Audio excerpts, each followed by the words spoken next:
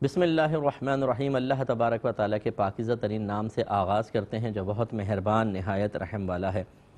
حدیث چل رہی تھی 2275 اور اس کا عنوان یہ تھا کہ کیا کوئی مسلمان دارالحرب میں کسی مشرک کی مزدوری کر سکتا ہے؟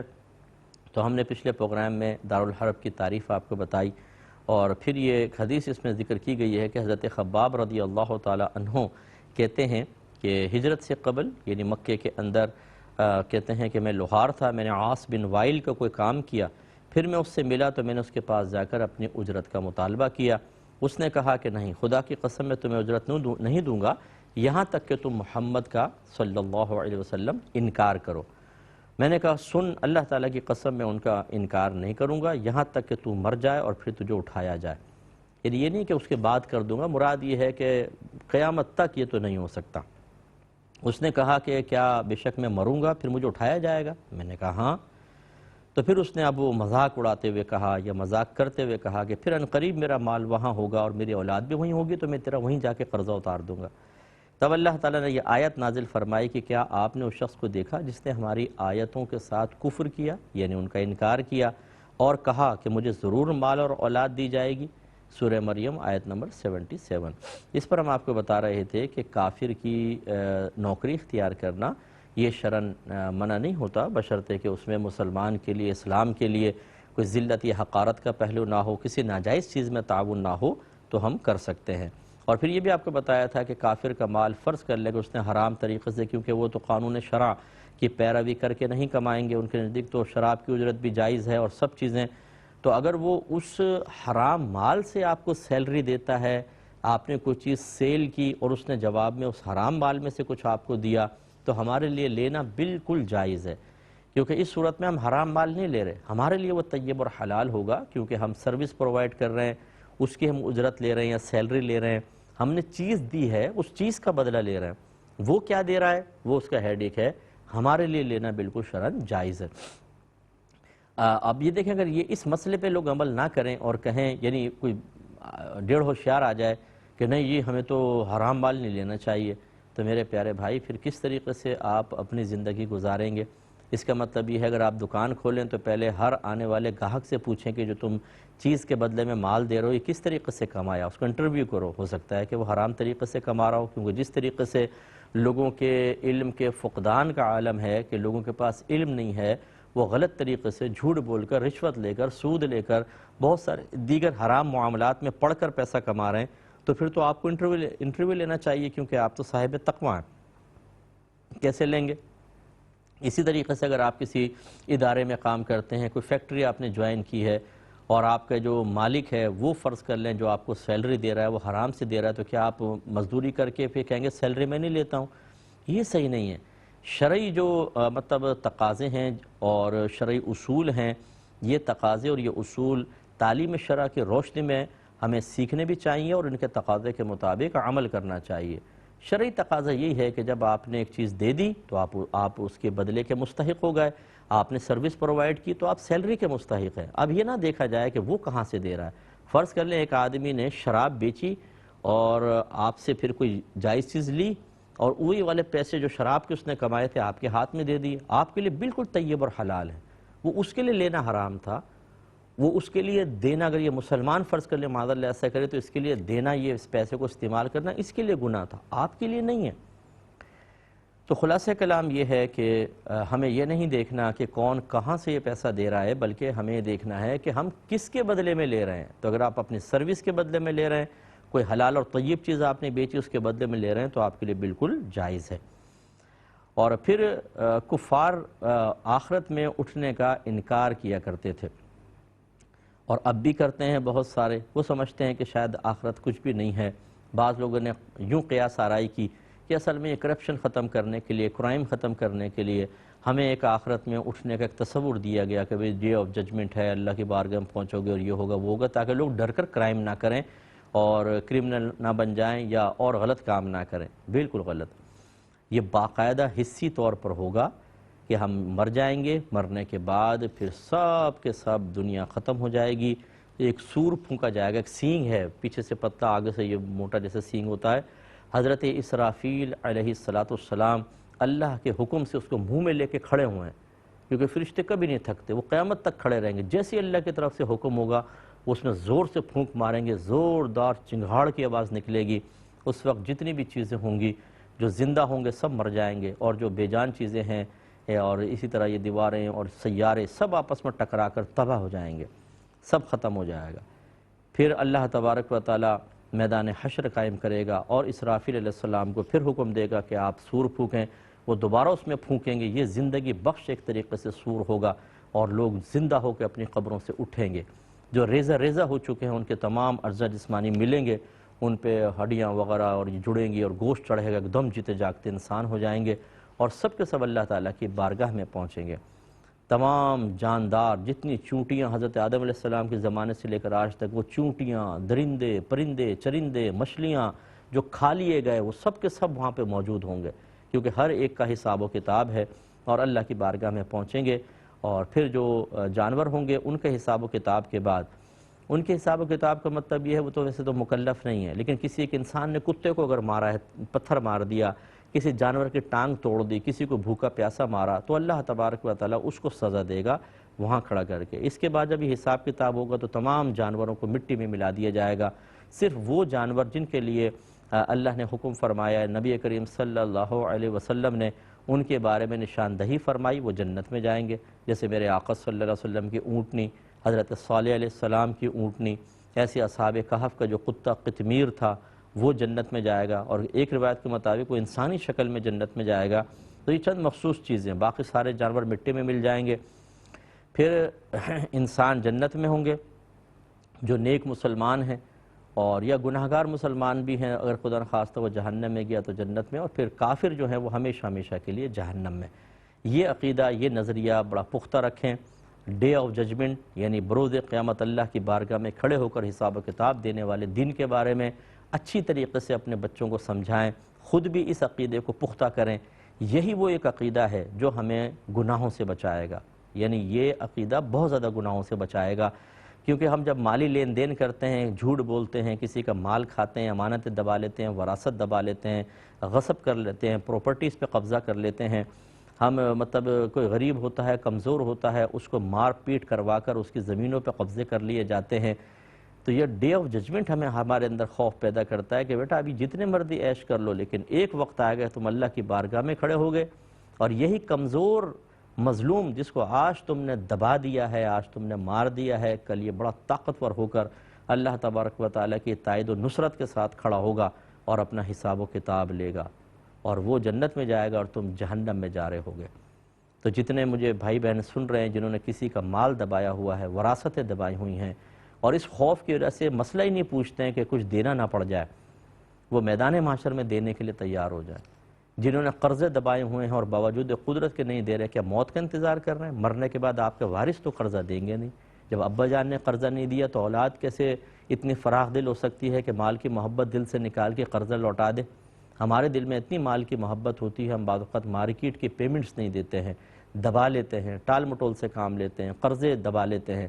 یہ کفار تھے جو مطلب آخرت کا انکار کرتے تھے، مسلمان تو نہیں کرتا نا، مسلمان تسلیم کرتا ہے۔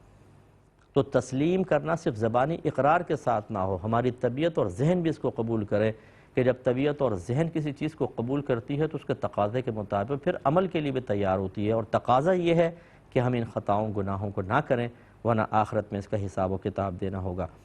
تو اس نے کہا کہ پھر وہیں پر میں آپ کو دے دوں گا، تمہیں دے دوں گا، وہیں میرا مال بھی ہوگا، اولاد بھی ہوگی۔ تو کافر کے لیے آخرت میں کچھ بھی نہیں ہے۔ یاد رکھیں وہ کتنے ہی اچھے نیک عمل کرے، جیسے بہت سے NGOs چلا رہے ہوتے ہیں، ہمارے نادان مسلمان جنہوں نے نہ کبھی قرآن پڑھا نہ کبھی حدیث پڑھی، وہ انسانیت کو بنیاد بنا کر اپنی عقل کی بیس پہ انہیں بہت اچھا سمجھنے لگ جاتے ہیں اور کہتے ہیں یار کیا اللہ ان کو جہنم میں ڈالے گا؟ ارے بھائی تو یہ تم نے کہاں سے قاعدہ قانون نکال لیا کہ اگر کوئی انسانوں کی خدمت کرے گا تو وہ جنت میں جائے گا؟ آپ نے کہاں سے نکالا؟ یہ بتاؤ کہ جنت کا تصور کس نے دیا ہے، جہنم کا تصور کس نے دیا ہے؟ تمہیں کیا پتا کہ جنت ہے جہنم ہے؟ آپ کہیں گے جی خدا نے دیا ہے۔ تو پھر وہی خدا اگر یہ کہے کہ کافر کتنے بھی نیک عمل کر لے دنیا میں اس کے نیک عمل ختم ہو جائیں گے، آخرت میں اس کے لیے کوئی حصہ نہیں ہے، تو اللہ تعالیٰ کے بتانے سے جنت اور دوزخ کا تصور تو قائم ہو گیا، اس پر یقین، لیکن دوسری چیز کا آپ انکار کر رہے ہیں۔ انسانیت اپنے مقام پر ہے، اگر ہمارا مذہب تو یہ کہتا ہے کہ کتا بھی پیاسا ہے تو آپ اس کو پلائیں، انسان تو دور کی بات، جانوروں سے اچھا سلوک کرنے کا حکم ہے۔ اگر ایک کافر مر رہا ہے تو اس کو کھلانے اور پلانے کا حکم ہے کہ چلے اتنا دے دیں کہ وہ کھا لے پی لے، ٹھیک ہے، انسانیت کے نام پر اس کو کر لے۔ لیکن انسانیت اتنی آگے آ جائے کہ آپ کا مذہب اسلامی پیچھے چلا جائے، آپ مسلمانوں کو ہی حقیر سمجھنا شروع کر دیں، آپ کافر کے لیے جنت کی بشارت دینے لگ جائیں، یہ کس سمجھدار نے آپ کو سمجھایا؟ ایسے لوگ اگر خدا نخواستہ کوئی یہ عقیدہ رکھے کہ کافر نیک عمل کر کے جنت میں جا سکتا ہے، یاد رکھیں وہ شخص دار اسلام سے باہر ہو جائے گا، کیونکہ اس بنا پر قرآن پاک کی کئی صریح واضح آیات کا انکار لازم آئے گا، جس میں اللہ تبارک و تعالی نے کفار کے لیے ہمیشہ ہمیشہ جہنم میں جانے کی وعیدیں بیان فرمائی ہیں۔ اللہ تعالیٰ نے ان کے اعمال دنیا میں ہی برباد ہو جانے کے بارے میں خبر دی ہے۔ اس کا مطلب ہے آپ کا ان آیات پر اعتقاد نہیں ہے، اور قرآن کی ایک بھی آیت کا انکار کرنا، یہ کہنا کہ اس پر میرا اعتقاد نہیں، وہ آپ کو اسلام سے خارج کر دے گا، اور پھر آپ کا انجام بھی انہی کے ساتھ ہوگا۔ میدان محشر میں جو یہ ہمدردیاں ہیں نا کہ کسی کے اچھے عمل دیکھ کر ہم کہتے ہیں نہیں یار یہ کافر کہاں سے دوزخ میں جا سکتا ہے، یہ ہمدردیاں نفرت اور کراہت میں بدل جائیں گی۔ اس وقت آپ کو اپنے اوپر غصہ آئے گا، انسان اپنی انگلیاں خود چبائے گا پچھتاوے کی وجہ سے کہ یہ میں نے کیا کر دیا، پھر انہی کے ساتھ اللہ نہ کرے انجام۔ اس لیے ایسا نہ کریں۔ آپ اپنی کوئی رائے قائم کرنا چاہیں، خصوصاً جس کا تعلق عقیدے کے ساتھ ہو، خدا را اپنی عقل کو استعمال نہ کریں۔ اس کے لیے سب سے پہلے قرآن ہے، اس کے بعد حدیث ہے، اس کے بعد علماء اسلام ہے جو آپ کو بتائیں گے، ان سے معلوم کریں، اپنے پاس سے کوئی نظریہ قائم نہ کریں۔ یہ جو اخروی معاملات ہیں، یہ عقائد کا معاملہ ہے، یہ عقول سے حل ہو ہی نہیں سکتا۔ مثلا آپ عقل سے اگر سرکار نبی کریم صلی اللہ علیہ وسلم جنت کے بارے میں نہ بتاتے تو کیا اپنی عقل سے آپ جان سکتے تھے کہ ایک جنت ہے؟ جہنم کے بارے میں، میدان حشر کے بارے میں، عذابات قبر کے بارے میں نہیں، یہ وہ پوشیدہ امور ہیں جن کو آپ اپنی عقل سے نہیں جان سکتے، یہ اللہ کی عطا سے ان کے نبی خبر دیتے ہیں تو امت کو معلوم ہوتا ہے۔ تو بس جب یہ معلوم ہوا کہ ان کے خبر دینے سے ہی آپ کو علم ہوگا، تو پھر یہ کیسے ہو سکتا ہے کہ آپ اپنی عقل کے بلبوتے پر تعلیم شرع کو فراموش کر کے خود کچھ نتیجے مرتب کر لیں؟ یہ غلط ہے۔ اسی لیے ہم یہ کہتے ہیں، لوگوں سے بھی عرض کرتے ہیں جو مسلمان ہیں، کہ آپ اپنے پاس سے کچھ اعمال کا انتخاب کر کے یہ سمجھیں کہ جو اللہ نے عمل مقرر کیے، لازم کیے، ان کو میں پرواہ نہ کروں اور خود میں کوئی عمل اختیار کر لوں، بس اللہ تعالیٰ اس سے راضی ہو کے مجھے جنت عطا فرما دے گا، یہ بھی غلط ہے۔ سب سے پہلے آپ کو یہ معلوم کرنا ہے کہ اللہ تبارک و تعالیٰ نے مجھ پر کیا لازم کیا ہے۔ اللہ نے آپ پہ نماز فرض کی ہے، رمضان کے روزے فرض کیے ہیں، اگر آپ کے پاس مال ہے تو زکوٰۃ فرض کی ہے، آپ کو جماعت سے نماز پڑھنا واجب قرار دیا ہے، آپ پر گناہ حرام کر دیے ہیں، گناہوں سے بچنا لازم کیا ہے۔ اب میں ان تمام کاموں کی پرواہ نہ کروں اور میں غریبوں کو شام میں 50 60 100 کو بٹھا کے کھانا کھلا دوں اور کہوں کہ اللہ تعالیٰ اس کے وسیلے سے مجھے بخش دے گا، یہ میں نے اپنا ایک معیار بنایا۔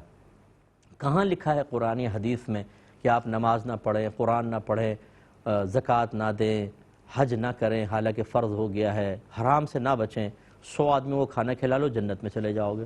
ثابت کریں۔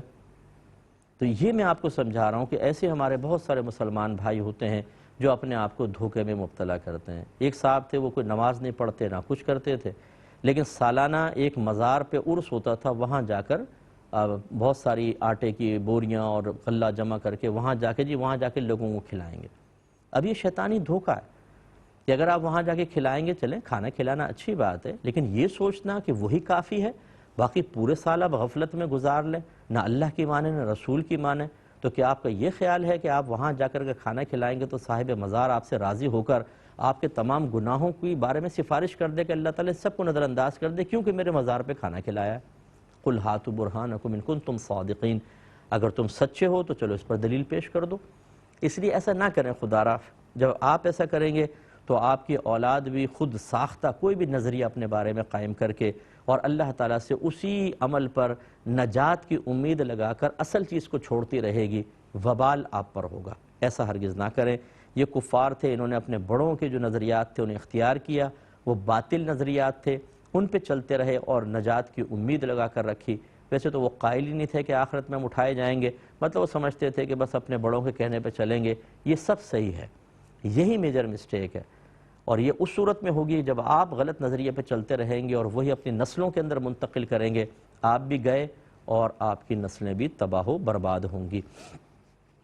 اگلے باب کی طرف آتے ہیں، باب ما یعطى فی الرقیہ علی احیاء العرب بفاتحۃ الکتاب، یعنی سورہ فاتحہ پڑھ کر عرب قبائل پر دم کرنا اور اس کی اجرت لینا۔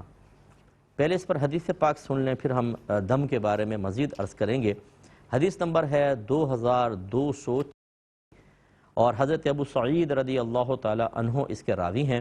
وہ بیان کرتے ہیں کہ نبی کریم صلی اللہ علیہ وسلم کے چند اصحاب کسی سفر پر گئے، حتیٰ کہ وہ عرب کے قبائل میں سے کسی قبیلے کے پاس پہنچے۔ انہوں نے ان لوگوں سے ضیافت طلب کی کہ بھئی آپ ہم مہمان ہیں، ہمیں کچھ دیجئے، تو انہوں نے ان کو کھانا کھلانے سے انکار کر دیا۔ اس قبیلے کے سردار کو بچھو نے کاٹ لیا تھا۔ ان لوگوں نے اس کی صحت کے لیے سارے جتن کر لیے، لیکن کسی چیز نے اس کو شفا نہیں دی۔ پھر کسی نے کہا کہ تم مسافروں کی اس جماعت کے پاس جاؤ، یعنی یہ اصحاب رسول کی طرف اشارہ کیا، شاید ان کے پاس کوئی شفا بخش چیز ہو۔ تو وہ ان صحابہ کے پاس آئے اور کہا کہ اے جماعت، ہمارے سردار کو بچھو نے ڈس لیا ہے اور ہم نے اس کی صحت کے لیے سارے جتن کر لیے ہیں اور اس کو کسی چیز سے شفا نہیں ہوئی، تو کیا تم میں سے کسی کے پاس کوئی نفع آور چیز ہے؟ ان میں سے بعض نے کہا، یعنی اب صحابہ کرام میں سے ایک صاحب نے کہا کہ ہاں ہے، بے شک میں دم کرتا ہوں، لیکن خدا کی قسم ہم نے تم سے مہمانی طلب کی، یعنی کھانا وغیرہ طلب کیا، تو تم نے ہماری مہمانی نہیں کی، پس میں اس وقت تک تمہارے لیے دم نہیں کروں گا جب تک تم ہمیں اس کی اجرت نہیں دو گے۔ پھر انہوں نے بکریوں کا ایک ریوڑ، جو تقریباً 30 بکریاں، ایک روایت میں 40 بکریاں تھیں، دینے پر صلح کر لی۔ تو وہ صحابی وہاں گئے اور سردار پر الحمدللہ رب العالمین یعنی پوری الحمد شریف پڑھ کر دم کر دیا، اور اس پر معمولی سی تھوک کی چھینٹیں ڈالی، جیسے ایسے کر دیا۔ تو آپ نے دیکھا ہوگا بعض بزرگ دم کر کے نا ایسے کرتے ہیں، وہ تھوکتے نہیں ہیں لیکن تھو کرتے ہیں، یہ اس کی اصل یہ ہے۔ تو اس پہ تھوک کی تھوڑی سی چھینٹیں ڈالی، تو راوی کہتے ہیں تو یوں لگا جیسے کسی نے رسی کھول دی ہو، اور وہ سردار اٹھ کر بیٹھ گیا اور چلنے لگا، اور اس کو بالکل تکلیف نہیں تھی۔ ایسے نے اللہ تعالیٰ نے اس کو شفا دے دی۔ پھر ان لوگوں نے صحابہ کو طے شدہ بکریاں دیں۔ پھر کسی نے کہا ان صحابہ میں سے کہ ان بکریوں کو آپس میں تقسیم کر لو، ہم آپس میں لے لیتے ہیں سب۔